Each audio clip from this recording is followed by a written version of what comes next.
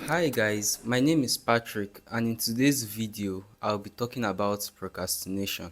Have you ever found yourself scrolling through your phone for hours knowing you have important things to do but just can't start?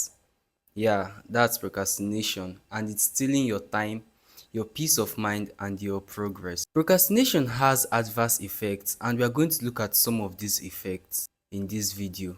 So we'll be starting with number one, stress. When you keep avoiding tasks, these tasks keep piling up, and the thing is that they don't just pile up, they stay in your subconscious mind and keep nagging there. And when these tasks keep increasing and increasing, it could lead to mental burnout. Then let's take an instance. A student has a few days to his exam and he keeps procrastinating, saying, tomorrow I'm going to read, tomorrow I'm going to read. Then all of a sudden it's a night to his exam. What are you going to find? You are going to find out that this student is going to get stressed the moment you want to start reading that night, or it can even lead to mental burnout. Let's look at the second effect of procrastination: poor time management. Procrastination leads to poor time management. The fact is, procrastination eats into the time that we are to use for productivity. We might think that we still have much time, but before we realize we are already out of time. Let's take an instance. You planned to use 5 days to work on a project and you keep procrastinating and procrastinating. Then all of a sudden you just see it's a day before you submit your project. What you find out is that you have to rush that project and skip many processes in doing that project, and in doing so the quality of your work is going to drop. And what do people see you as? They will tend to see you as someone who is unreliable when you submit a work that has low quality. That's another effect of procrastination. Then let's look at the third one: low self-esteem and loss of confidence. The fact is, when you keep avoiding responsibilities, there's no way your self-esteem can grow. There's no way you can have a high confidence in yourself. Let's take this instance. Two students had 5 days to prepare for their exam, and the first student used that 5 days wisely. He prepared adequately each day. Each of those 5 days he made good use of them. He studies his book and he prepared. And the other student was like procrastinating and said, I'm going to read, I'm going to read. Then all of a sudden couldn't prepare for his exam well. Now when they reach the exam hall, who do you think is going to have high self-esteem and high confidence in himself? The one who prepared well, right? That's just how procrastination is. When you keep procrastinating, your self-esteem gets low when you are faced with the responsibility. There's no way, because you knew you procrastinated, there's no way your self-esteem can be as high as to be compared to the one who prepared adequately for it. Some opportunities are meant to come only once. Many people have lost their jobs, their careers, scholarships, admissions, visas and even relationships due to procrastination. There is a saying that goes, opportunities don't wait for perfection, they respond to action. The fact is, when you keep procrastinating, you might not know the time you are going to miss the right opportunity. Let's take an instance. Someone has a very good business idea and he keeps procrastinating on when to implement it.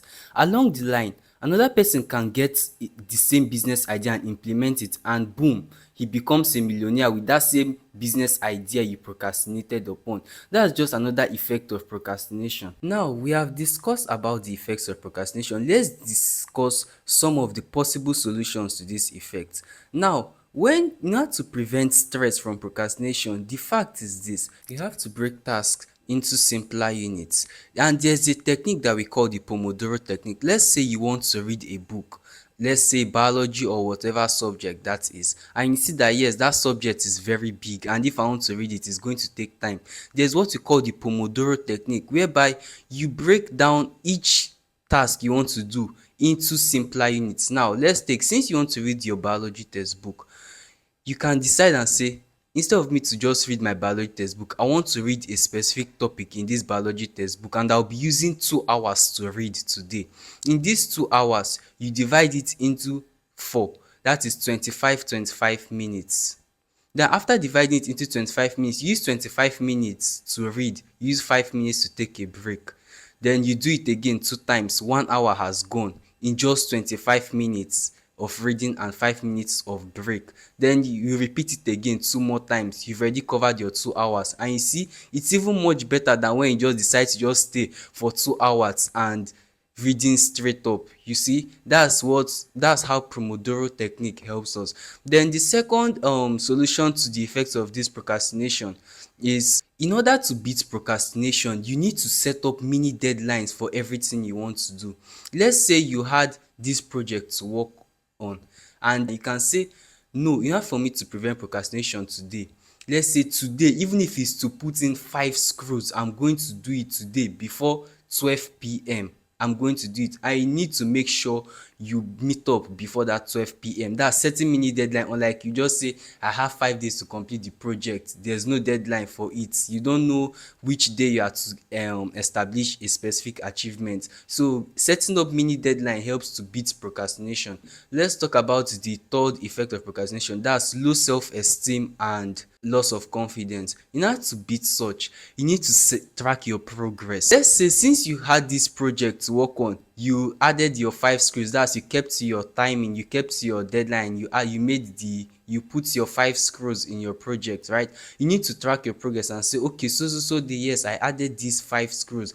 That likewise reading. Let's say you can say to yourself, okay, today, even if I did not finish this topic, at least I covered some things in this topic. Yes. And again, never forget to celebrate your progress. Each progress you make, try to celebrate it. It helps to increase self-esteem. Let me tell you, even if you are that student that kept procrastinating and couldn't finish reading, for the fact that yes, you knew that it was at least a topic that you were able to read, even if that person finished reading his book, but at least you have self-confidence that yes, I finished a topic. That's what we call celebrating your small achievements. You don't need to wait big before you celebrate. Always celebrate your little achievement. It helps in growing self-confidence.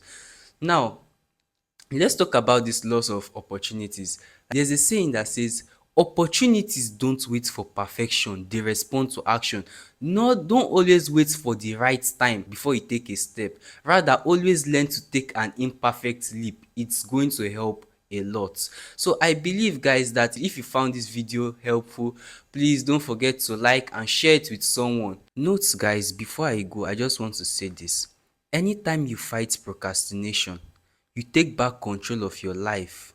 You fight for your future self. You build your future and you instill more discipline. So you don't need to wait for motivation before you can start fighting procrastination.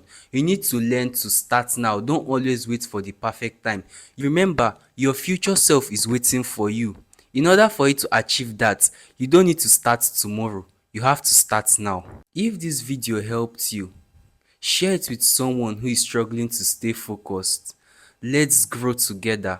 Follow this page for more talk like this and daily motivation. See you soon.